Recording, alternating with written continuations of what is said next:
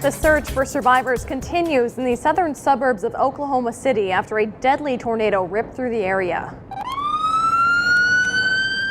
At least 51 people have died, including 20 children, after the twister destroyed an elementary school. Officials warn the death toll is likely to go up by at least another 40. The twister, said to be 800 meters wide, packed winds of up to 300 kilometers an hour, flattening entire neighborhoods. It was insane. 40 people are being treated at 2 area hospitals. A burial service will be held Thursday in Red Sucker Lake for a former Aboriginal leader and Manitoba MLA who was instrumental in defeating the Meech Lake Accord in 1990. The body of Elijah Harper was lying in state at the Manitoba legislature yesterday afternoon. Harper blocked the accord 23 years ago because First Nations weren't involved in the negotiations. He passed away early Friday at the age of 64 from cardiac failure caused by diabetes complications.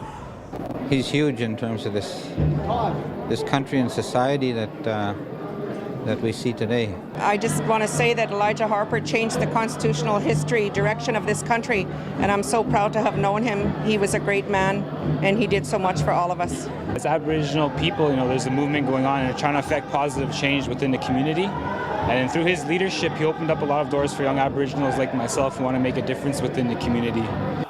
Hundreds of mourners filled a Winnipeg church last night for the funeral. A 62-year-old Edmonton man is facing numerous impaired driving charges related to after a 2-year-old boy was killed when an SUV crashed through a dining patio at an Edmonton restaurant. The boy was with his family on a patio Sunday when an SUV hopped the curb, smashed through a glass partition, and struck the table where the family of 4 were eating.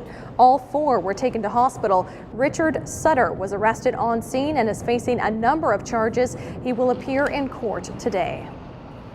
One person is in custody after shots rang out near Princess and Bannatyne in the Exchange District. Police say 2 men, one driving a Mercedes, another an Acura, began yelling at each other just after midnight yesterday when stopped at a red light. One of the men then pulled out a firearm and the other took off, running a red light and striking another vehicle in the process. Police seized a gun at the scene. A 22-year-old Winnipeg man is charged with dangerous driving, possessing marijuana, and several weapons charges. A 44-year-old man is facing murder charges in connection to a double homicide in Charleswood.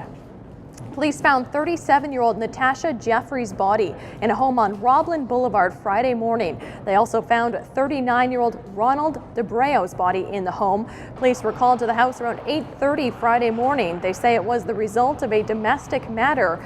44-year-old Seymour Sharp is charged with 2 counts of second-degree murder. Anyone with information is asked to call Crime Stoppers.